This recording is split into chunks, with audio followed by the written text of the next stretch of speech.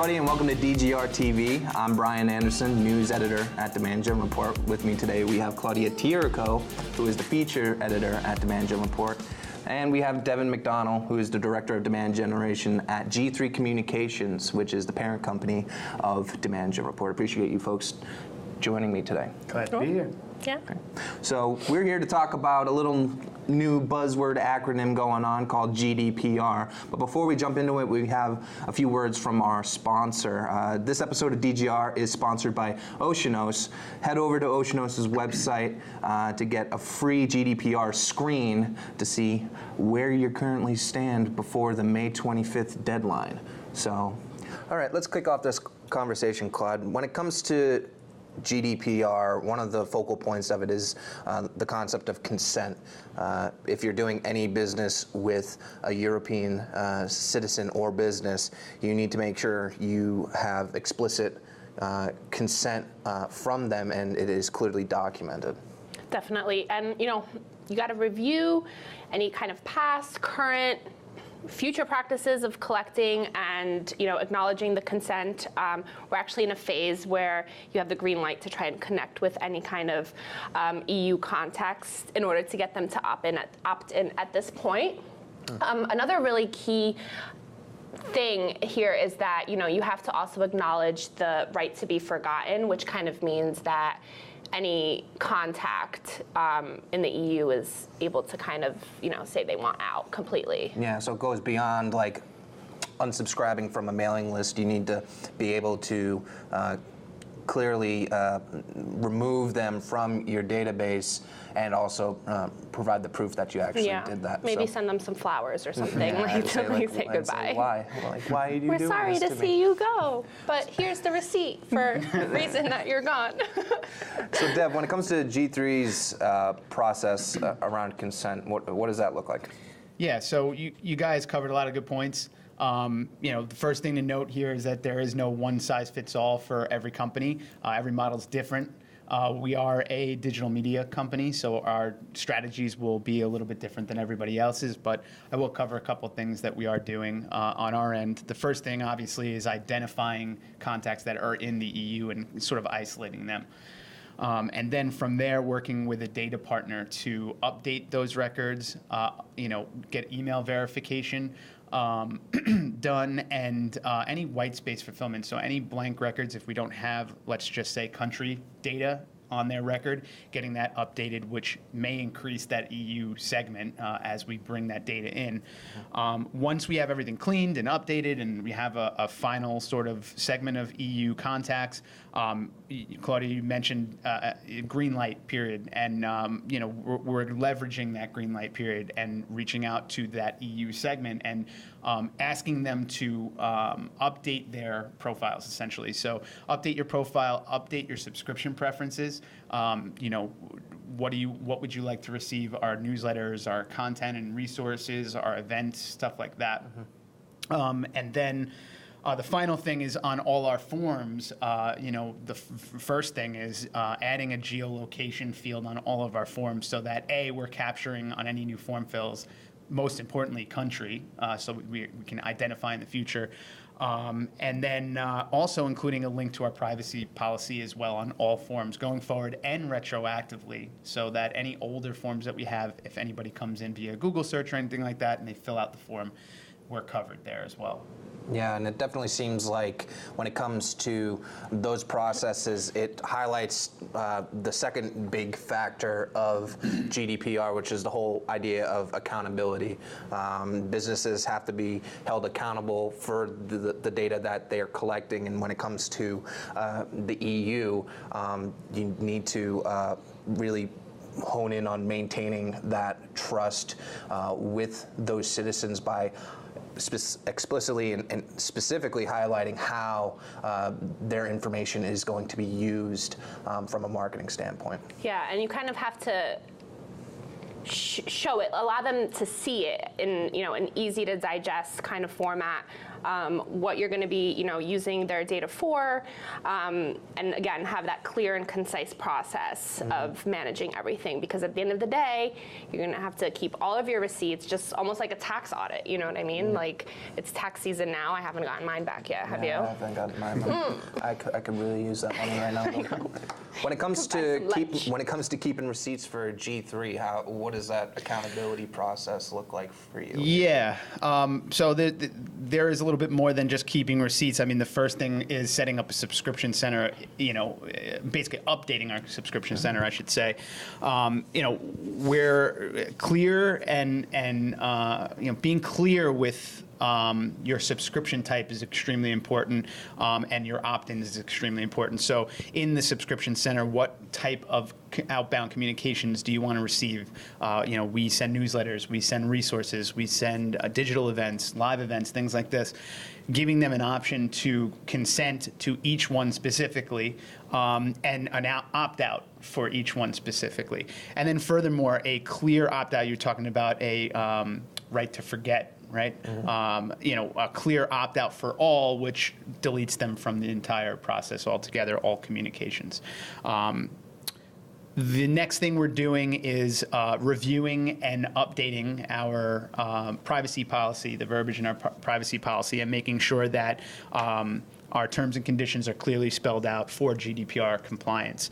And as I mentioned before, making sure that that link is posted on every form so it's right there and easily accessible on our subscription form, as well as all of our content and resource forms and things like this, easily clickable.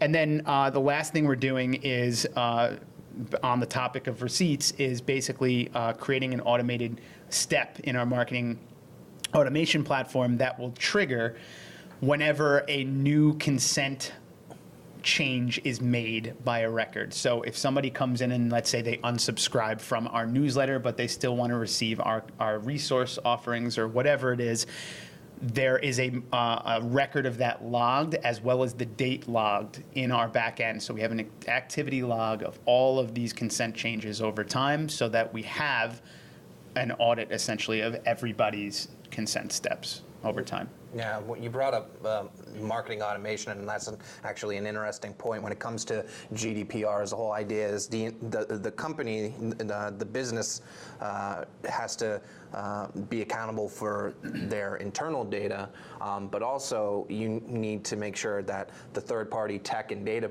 providers that you're working with are being responsible and remaining GDPR compliant as well. So it's whether it's email marketing or marketing automation or CRM, or even those these content solutions that are out there, anything that touches contact data has to think about this stuff. Yeah, you take a look at your tech stack and it's right there, like everybody. You really have to worry about everybody. And it's important to have these solid conversations. You really have to talk to all of these vendors. I'm sure, everybody's friendly, and you have, hop on the call, call on a Friday. Yep, when you lunchtime break, Skype it. Ask the important questions. One of our resources has a lot of really interesting and important questions that you must ask. I'm going to read a few. You have to have the measures, do you have the measures in place to be GDPR compliant by May 2018? Where are your data and applications stored? Do you have in place a security breach notification process? Because security breaches, that's a really big deal, and you're going to have to be, really open with that. And what data controls and risk management processes do you have in place? So yeah, so all these data and tech providers are being very welcoming when it comes to talking to their clients about this stuff, because it impacts them as well. They want to make sure that their clients are succeeding and they're also remaining compliant and not running into any issues there. And keep in mind, this isn't just like a one and done thing. It's a matter of anytime new updates or features are added to a new piece of technology in your tech stack, or if you get a new solution, or you're working with a new data provider or anything like that, this all is this GDPR conversation and this compliance has to be top of mind when you're having initial discussions with them. absolutely, it's really important. So when it comes to G3's discussions with tech partners and data partners, what are those conversations sounding like? Yeah, the good news is it's been very calming. We've had conversations with our tech partners and our data partners, and they all seem very on top of things. All of the questions that we've been asking have been answered at length and in detail for us. Things on data housing security, encryption for transfers and things like that. And they're also providing tools for us to use in order to ensure that we're able to facilitate our GDPR compliance strategies. They also, the good news as well is they're providing a wealth of resources for myself to pour through in my own time, and then basically construct a strategy, a customized strategy for our model based on our tech stack. And it's been very, very helpful and useful. And they've all been very welcoming and ready to provide the information that we seek in getting ourselves ready for compliance.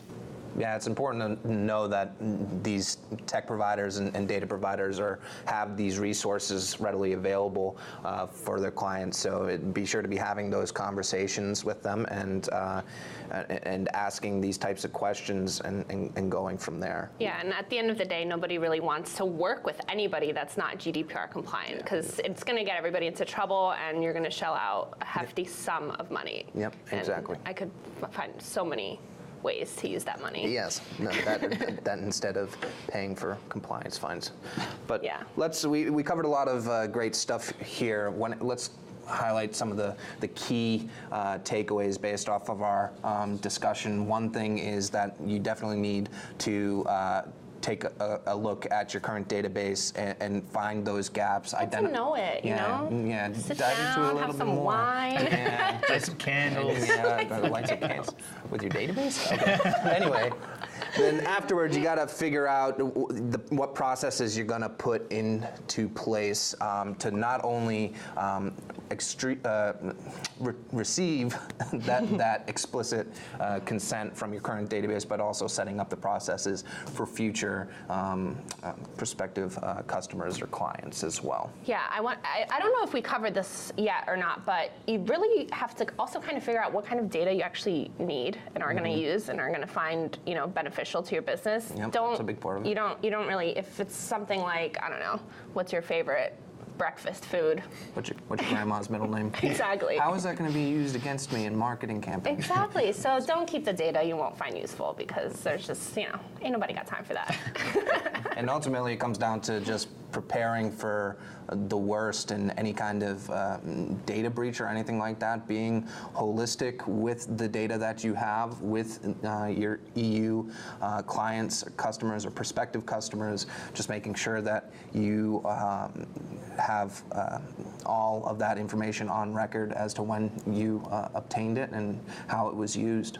Yeah, for data breaches, you really have to act quickly. So if there is a data breach, you really have to notify all of the contacts and know what's going on and be really on top of it, because nobody wants a slacker.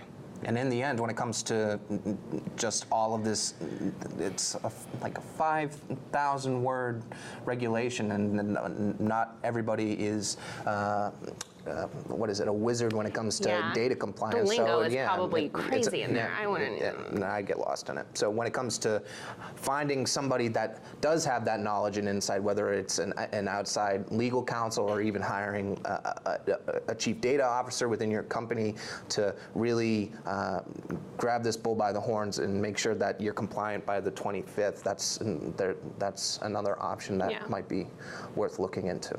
Everybody needs a job, so you're bound to find somebody. Thanks again, everybody, for taking the time to chat with me, and thank you to everyone for joining us today. We mentioned that we have a handful of resources available for our viewers. So if you go to demandgenreport.com/GDPR, you'll be able to find all of those assets and be able to give yourself some light reading leading up to May 25th. So be sure to check that out. Thanks again for joining us today on DGR TV, and have a great rest of the day.